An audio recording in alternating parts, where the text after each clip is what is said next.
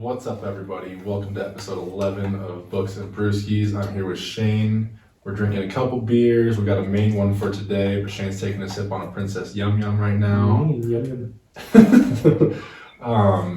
But yeah, new month. Or is it new month? Yeah, It's new month. It's April now. New month, new book. 420. New brewski. New book, new brewski for the week. Drinking Monster as usual as well. But yeah, we're going to get after it. We're going to talk about the book we're doing this month. We're going to talk about the beer that we have today. Shane's got a few quotes for us. We'll talk about those. Another short episode for you guys, so easy for you guys to listen to at home during the quarantine listening times. Hell yeah. Mandated. Don't act like you got other stuff going on. This is mandated by Books and Brewskis each week. 30 minutes dedicated at night. Oh, by the way, we might be getting Tim Tebow on the show. That'd be so sick. Texted Tim Tebow. Shane texted Tim Tebow today. We got his number. We're just going to put it out in the air and maybe manifest this to real. He'll be on the Zoom conference call or FaceTime or Skype. Scoop. Yeah, this month we're going to be zooming in people. So for this book, ladies, well, I'll introduce the book, but we'll be talking to some ladies and getting them on Zoom, everything like that, and get some interaction still going on. So I don't have to look at Christian's face the whole time. Again, Shane's needing a girlfriend, 5'5", dark brown hair, please. If you need contact with Shane, just hit me up on Instagram. I have a quarantine girlfriend. Doesn't count. Doesn't count, but you know. All right. Anyhow, the beer of the week. We haven't even cracked it open. We haven't cracked it open yet. We're gonna have to taste this right now. So I just cracked open a Monster. If that's what you guys thought it was. This is the actual beer right now. So this beer is called 8 Seconds. It's I don't know how to say it's a Kolsch beer. It's from Elevation Beer Company in Poncho Springs, Colorado, or something like that. I can't say that. I'm having Southwest over the mountains. Yeah, this one pairs well with lemon pepper shrimp, Rocky Mountain oysters, and schnitzel, according to the side. I'm just kind of going off of the Elevation Beer Company website. It's got a cowboy on a bowl. Their head brewer, Christian Koch, I don't know if I'm saying his last name right, fell in love with this style of beer while visiting Cologne, Germany. Their 8-second ride is brewed to be a true representation of this easy-drinking crisp ale. First brewed as a special beer for their local rodeo, it quickly became a hit and now is a staple in their core brand. So basically, you can find this anywhere that you can get craft beer at. It's 5% alcohol and it's served year-round. I haven't had a sip yet. You did. What do you think? Super, like no back taste at all. Like it kind of tastes like water though, in a little way. So, like it's super smooth, no aftertaste. I got Monster flavor in my mouth. But honestly, it just flows. Reminds me of boating for some reason. Like I get like a being out on the water. This is like vibe. Yeah, like you're drinking beer all day. Yeah, and it starts like you just drink this. It's literally it's on the boat. Yeah, 100%. Yeah, like you could drink that at the lake all day. 100%. It's a day because that's what they said in their It's a day beer. Information. It's a day beer. Like you can just drink it all day and not get sick of it. I like it. Yeah, it's good. It's pretty good. The can's yellow and green with a cowboy riding a bull on it. So a little 8 second. If you're looking for it, I found it at Davidson's Liquor here in Colorado against the wall where they just can buy singles. So yeah, for you guys in Colorado and around that area. I know we got listeners all over the country and I'm sure all over the world and different places and backgrounds. And we did. We had some from all different. I wish we could send everybody beer. Like this is what we're drinking this week. Here you go. Here's like a little sample, a sample taste. We can make that with our website and everything. Yeah. And the shopping cart, people could go. Let us know if you guys would like this, like a little care package. That might be that illegal. You could buy. That might be illegal. Maybe if we just sneak like a beer in there. We can make our own beer and then sell. Maybe we'll send you some 420 Colorado weed. That's illegal too. They like that. You never, not in all places. Nothing wrong with getting a little nugget of marijuana in your quarantine box. Your quarantine box. Should we start making quarantine boxes and send them to people? That'd be sweet. Here's some Clorox. Here's some Clorox wipes in a baggie because we only can give you 2 per person. Clorox wipes, some hand sanitizer, a Brewskies, a joint, a mental health book, or the book that we're reading. Basically. Shane's mixtape. my mixtape, and some dude. Nice. Nice. Anyways, let's introduce the book of the month. We have a new book here. I was actually told by one of my best friends about this book. She said we should read this book, and we'll probably have her on one of the episodes as a guest. Nice. And the book's name. The book's name. It's a person. We're calling the book a person. Yeah. But the book is You Are a Badass by Jen. You are a badass. You are a badass. Apostrophe. Everyone. You are. Y-O-U apostrophe R-E. You Are a Badass by Jen Sincero. We haven't read anything about it. We just kind of read briefly about the introduction, so that's why we wanted to introduce it today. Introduction week. Yep, introduction week. But I've heard good things about it. A lot of women have read it that I know of, like my sister, some friends, and everything like that. And they say there's some really good stuff in there. It's a very self-helping book. Which is what we're here for, self-help. And that's what she starts out with. Is she talks a lot about. She used to be so against self-help and spiritual words and everything like that. She just thought it was really cheesy. And that's what she talks about at the beginning. But she figured out how to motivate herself, and that's what kind of started to change her life. So she started out with literally in the introduction, the first quote that she has, it says, "You could start out with nothing, and out of nothing, and out of no way, a way will be made." And I was kind of okay. And literally the sentence after, she's "Yeah, I thought this quote would be stupid too." That's what she says, man. You're just what? That's literally what it says.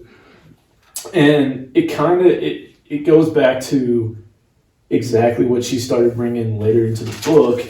Later into the introduction, about how to live to your self potential, whether you have a good life, grew up in a good life, or grew up in a bad life.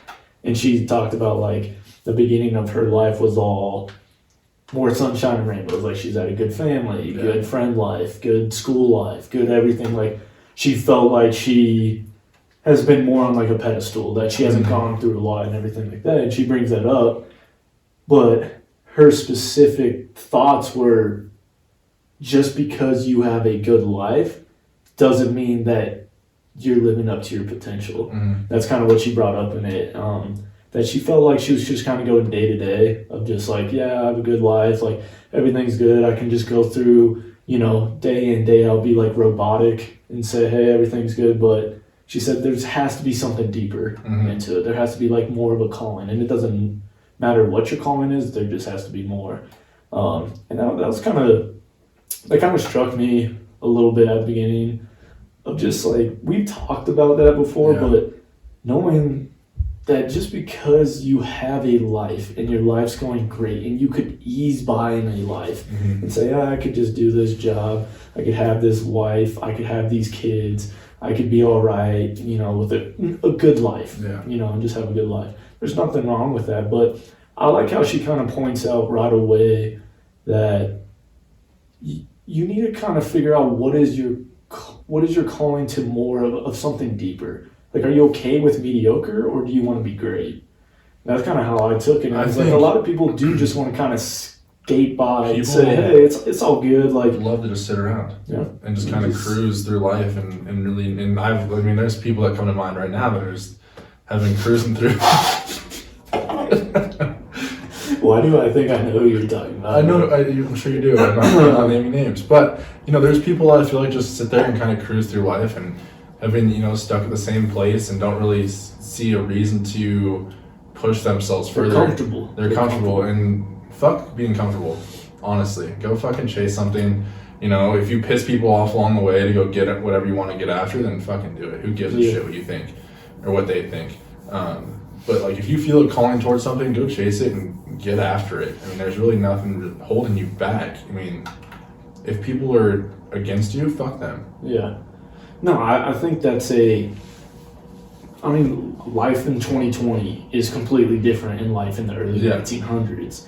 it's like we have choices. We have so much choice and so much stuff that we can do out there that a lot of people are giving up on their potential. And you know, one of those great quotes, I forgot who said it, but one of the quotes of like, where do dreams die? They die in the grave, because people don't explore their potential. And it's huge on me because I'm a huge advocate of trying to live my life to the fullest. Yeah. Whether you're trying to learn new skills, learn new things, but like just not being comfortable with an okay life. Yeah. And a lot of people, there's a lot of lazy people out there that are okay with that. Lazy people. And look, it's not trying to tell someone how to live their life. They can live their life how they want. Mm-hmm. But if you're going to contribute to a society and make a world a better place, that is figuring out what skills you have to make this life better. Yeah. For yourself, for your family, for your friends, for people around you, whoever. So, I mean, that's big. I mean, especially with the choice of you can be comfortable with hanging at home, not doing anything, and you can be also comfortable with going out and doing stuff. But what choice are you going to make of like, am I going to live that okay life, or am I going to strive for something greater? Yeah. So you have to strive to get better and do something greater. Everybody has a calling. You just got to figure out what it is. I think it's fine to be kind of cruising until you hit that moment. It's like, oh shit, that's it. And you should just say fuck it right then and there and go chase it. Yeah. And that's kind of what she brings up. She wrote, you need to go from wanting to change your life to deciding to change your life. Yeah. And we've talked about that. Everyone's probably talked about this in their life, but there's a difference between thinking and doing. Mm-hmm. Right? Your mind, like, you can think about your life. Most of our stresses are in our head. Mm-hmm.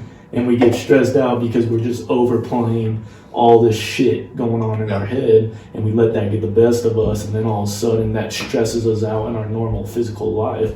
And that's a huge component that she brings up, is get off your ass and actually start doing stuff. Start somewhere. You got to take a step. Yeah. And it's hard, and that's the hardest part. And for me, like, even saying, like, when I was doing boxing, music, and training or whatever, like, you got to take that step, and it's uncomfortable. Well, and then you struggle, and then you're like, you get like all pissed off. Yeah. But then you take another step, and you're like, you get some success. And then you get down, and then you get up. And you got to find that just making the step and trying to make a time, even if it's like, hey, I'm going to work on this 30 minutes a day right now. Yeah. Do that, but also enjoy it. And that's the hardest thing. And that's the thing, too. You got to remember, like, we're in a time right now where nobody's doing shit. Like, yeah, you have your job at home. If you are working at home and you're lucky enough to still have that, or you don't have a job at all because you're laid off. Mm-hmm. I talked about this last week. What better time than right now, when you're sitting on your ass at home and you have a computer in front of you, to start grinding out on whatever it is.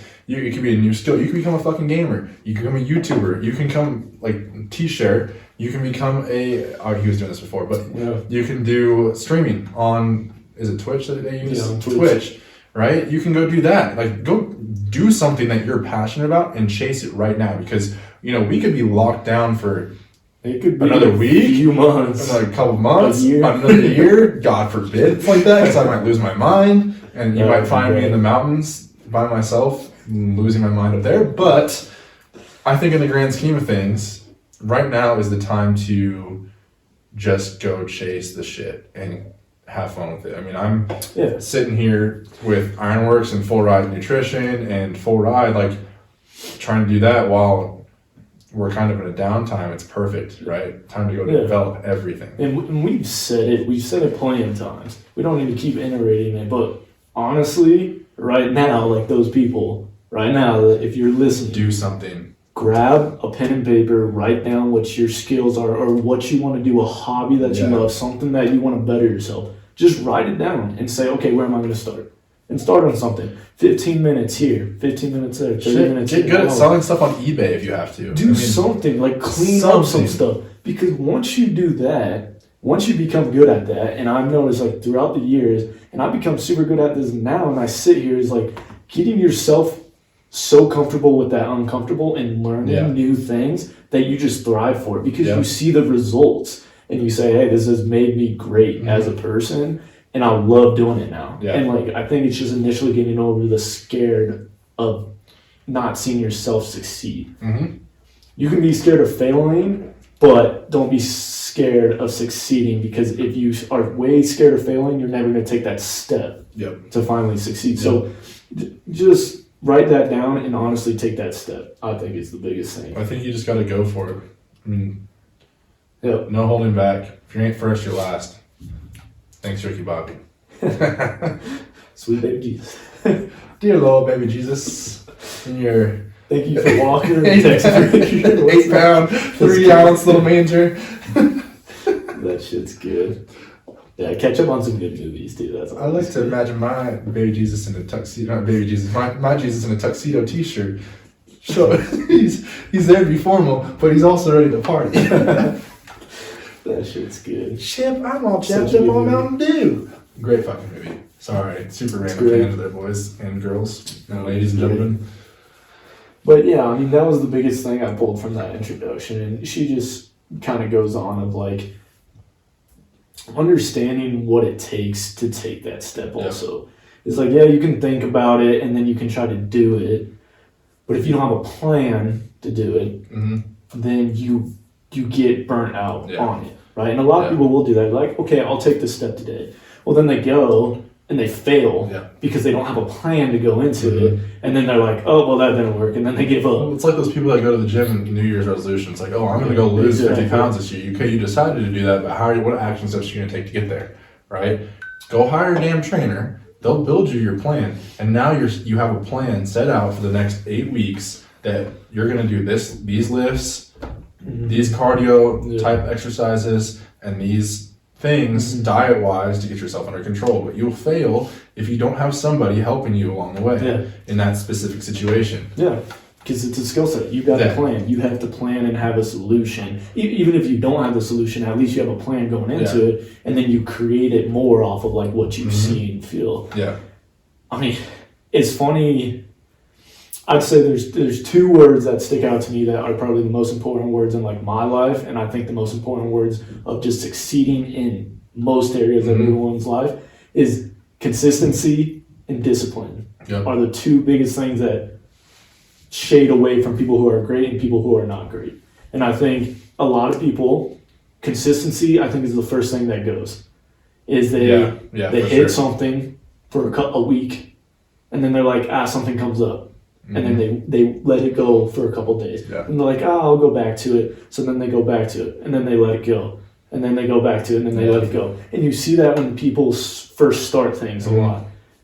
That's the worst way to go down. You got to take the good days and the bad days. Now, the biggest thing, though, I've learned, this is hard with certain concepts. Like, so music for me, if you don't feel the music that day, it's hard to stay, you almost like deload you devalue yourself in a way of like, it doesn't help because you're not, like we talk about practice, like practice makes perfect. Everyone says that, right? No, perfect practice makes perfect. Yeah. You know what I'm saying? And people struggle with that. Sometimes they'll get practice in, but they're in a wrong mindset. Yeah. Well, this happened to me on Wednesday this past week. Yeah. I think it was Wednesday. It might have been Thursday.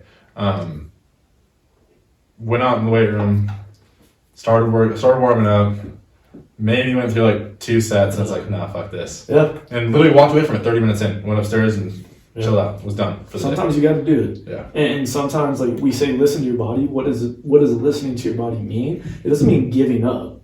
It means that like you know that you put this time and effort in, and it's okay to recover. But it doesn't, reset. But it doesn't mean you give up on it. Yeah. Right? It's not like the next day you do the same thing. The next day you do the same. No. Exactly. The next day you get your ass in there and then you probably had a good lift on Thursday. Yeah, for sure. You know what I'm saying? So it's like finding that next consistency part. And then the other thing is discipline. And that's I always anchor that into like athletes or people I talk to is like, you aren't where you at because you aren't disciplined enough to get yourself out of bed, to get yourself doing what you need to do. And people say, well, I work, 60-hour weeks or something like that. That's cool. Training hours, I guess you could say, okay, I only work like 40 hours a week or something like that, right? Okay, maybe training hours, I work like 30, 40 hours a week. Okay, but I actually work 80 hours a week because I'm doing something else to better myself. You know what I'm saying? People don't put that concept. They think work is their hours of work they put in. Work is a job. Some jobs it might be easy to just get away with. You go do your 40 hours and you get out, get out, you're done. Yeah. But then there's those jobs where if you actually really care about it and you want to further yourself, you're gonna have to most definitely extra hours. spend extra hours before, after, weekends, reading, whatever it is. You got to spend those extra hours. The hours that you don't get paid in life are the hours that truly matter. Right? The hours that you don't get paid in life are the hours that truly matter. The ones that you make yourself, that you don't have a paycheck being handled to you, that you're just putting work in to better yourself. And that's huge. So well, that's like the span of the time getting your like in our field. Yeah. Certification, reading, reaching out to people, building leads, and obviously people in the sales world know that it's like you're gonna spend so much time getting leads in the sales world. Now, sometimes you get paid for those hourly, sometimes you don't, which is fine. But in the fitness industry, in this world, the fitness industry's sad right now because nobody's doing shit. But lead generating is like the biggest thing nobody really realizes that we spend hours upon hours doing. So spend the hours outside of it, you'll get better at it. And that's in different ways. I mean, even as a salesman, lead gen can be as simply as building good connections to your athletes or to your clients, basically.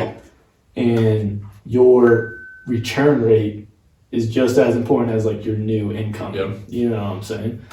So a lot of people aren't good at keeping that same person over and over and over and over. So, I mean, that's big for seeing that, but I'm excited. I'm excited for the book. It's going to be a good book. It's going to be probably one of the better, I wouldn't say better books. We've done a lot of great books. I would say this probably is going to be one of the stronger, more self-improvement books that we've probably gone through, in the sense that there's going to be a lot to really dive into and talk about, just because, I mean, based off today, you know, our brief overview of it, there's going to be so much that truly goes into this to help not only the two of us, but whoever we have on, as well as the people listening, because each person is going to take something different from these quotes and think about something different, right? I mean, I always think about different things than you think about, and vice versa. So I think this could be one of the bigger ones, whereas, like, you know, our past ones, Kobe, Tebow, I can't remember, Sun Tzu, like, all those were great, but I think this one's going to have a little bit more content as far as, like... Well, and she talks about how she's just, like, a basic person, you know what I'm saying? So I think it'll be more relatable, and that's what I'm saying. Like people, like content wise, more relatable to the people, because you know, not everybody can relate to freaking professional athlete or freaking Tim Tebow. Yeah, exactly. Which they have really good stuff, but I think it's nice to hear from that kind of you know, normal people.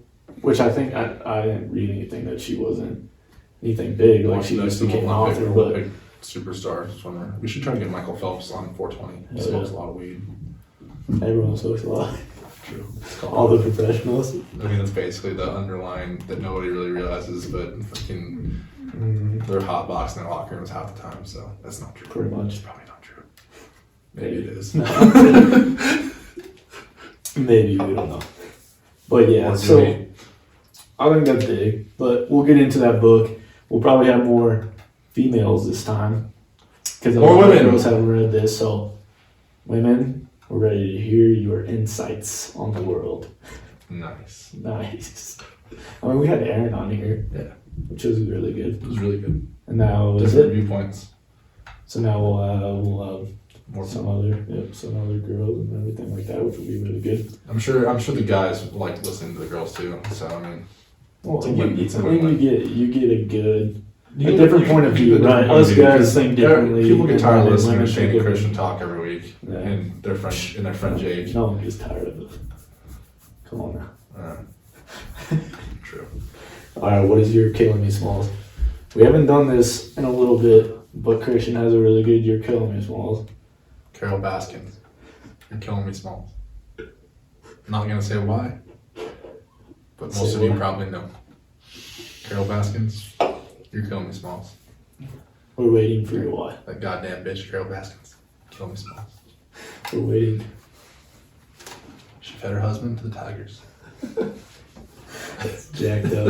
Is that what happened in the show? I don't know. They don't go into it at all. Like it's all. Finish it? I finished it. It's a great show. I think I was hooked on it for like 3 days. It finished me after 3 days. Hooked on it. Tell them the show's name, because everybody knows Tiger King. Yeah, Tiger King. Joe Exotic. Okay, He's always talking about that goddamn bitch Carol Baskins. Okay. Anyhow, supposedly, the rumor has it through the whole tiger exotic animal world, Carol Baskins fed her damn husband to the damn tigers, and now she's just all knit and happy as can be with the big tiger rescue, whatever the fuck it's called. What? Because I haven't watched it though. I haven't watched it. So you have to watch it. You'll finish it by Tuesday. I'm saying, what? Was he abusing the tigers? What was going on? So basically, I saw something. Yeah. So I'm telling you right now, it's like white trash. No. Yes, but no. Basically, Joe Exotic lives in Oklahoma, and he had a freaking huge zoo, and he's gay, and nice. Nothing wrong. I mean, there's nothing wrong with that. But he's a gay guy that likes tigers, that runs for president, that I saw that. That then has sex with straight guys. He's also on meth. Then they hire some guy from Vegas who's broke but says he has a lot of money. Nice. Then Carol Baskins kills her husband. Nice. And sounds like a lot of drama. Oh, dude, it literally is like you go from Joe Exotic. 0 to 100. You go from Joe Exotic, oh, he's gay. He marries gay guys, but then they're all straight. But then there's this other dude that solicits women to come be his tiger trainers, and then he just has sex with them. Then you got Carol Baskins killing dudes and throwing them into the tiger cage and letting them die. And then on top of that, they're all fighting each other the whole time. Then at the very end of things, everybody fights each other, and then fucking Joe Exotic dead. Just joking, he's not dead, but I'm not telling you what happens. Yeah. Oh. Well. Sorry if I gave that all away to everybody. You're killing me, small. Highly recommend watching the show. Netflix. Netflix is saving a lot of people right now. Dude, Netflix probably... Imagine if Blockbuster was still around. Dude, I had stock in Netflix, so nice. Nice. Real nice. It's gone up. I bet. Nice. Everyone's watching it. So, according to Shane, go buy Netflix stock. Go buy some. He's not a licensed Wolf of Wall Street, but go buy Netflix stock. I'm dabbling. He's dabbling in the stock market. Dabbling a little bit. The one stock I bought this month has it rose a lot, made a lot of money off it, and then in 2 days fucking tanked. Nice. So I'm waiting to keep it in there. Yeah, I'm just keeping it in. Let it soak. Let it soak. So you get soaking. Let it soak in there, and hopefully we'll pull it out. Hopefully pull it out when it's made some money. Nice. Okay. But all seriousness though, if you buy in the stock market right now, gotta buy it now, because when the economy crashes, it always goes up. I don't know specific stocks right now. I've been looking at some oil, so be looking at some oil. I've been dabbling with the oil, dabbling with the weed, and the airplanes. Yep. So look at some stuff definitely to help you guys, especially younger people, because we can live through this economy. This economy, as it goes up, we have more time to recover from it. So definitely look into that. But you got anything else on this? Thanks for listening. Thanks for listening Episode to this 11. Introduction, episode 11. 11, season number 1. We'll be zooming in, people. We're going to figure out how to zoom in. Yeah, we're going to get people on. Don't worry, it's not going to just listen to Shane and Christian's show. Quarantine's not going to break us down. No, we're going to get the Wolf of Wall Street on here next week. Tim Tebow. We already texted T. We texted Timmy T. I'm waiting for his response. We'll post it. We'll update you if he does post. We told him to come on because we're not gonna fucking tell anybody if he's coming on the show. It's just gonna be like, oh, here's Tim Tebow. Welcome to the show. Yeah, and we'll be like, what's up, Tim? What's up, Tim? He's not gonna drink beer. No, it's okay. He can drink tea. Actually, he did make his own beer. You found out. Okay, well, I don't know how true that was. That was back. It was a story I found back in 2011. There was a beer that came out called Tea Brew. But it wasn't his. Tebow's Tea Brew. It might have been his. I don't know. He doesn't drink alcohol. It probably can't. I thought you said it was made by. Well, I thought it was. That's what the headline said. But then I said, never mind. It's just Tea Brew. And it was a story from 2011. That was right after college. Yeah, that was back when you were still friends with Aaron Hernandez and some of those other guys. R.I.P. They have a show on Did you watch that? Really good. Dude, it was so good. It's crazy. The dude has CT like crazy. Honestly, I'm freaked out. One of my friends reached out to me. They're like, "Is worried about the head?" It's like I've had so many concussions. I'm now freaked out about it. So go get yourself fit. That's what I've been doing. You got to get yourself fit. Chronic traumatic encephalopathy or some shit. Probably got it. So thanks for watching, guys. I'm out.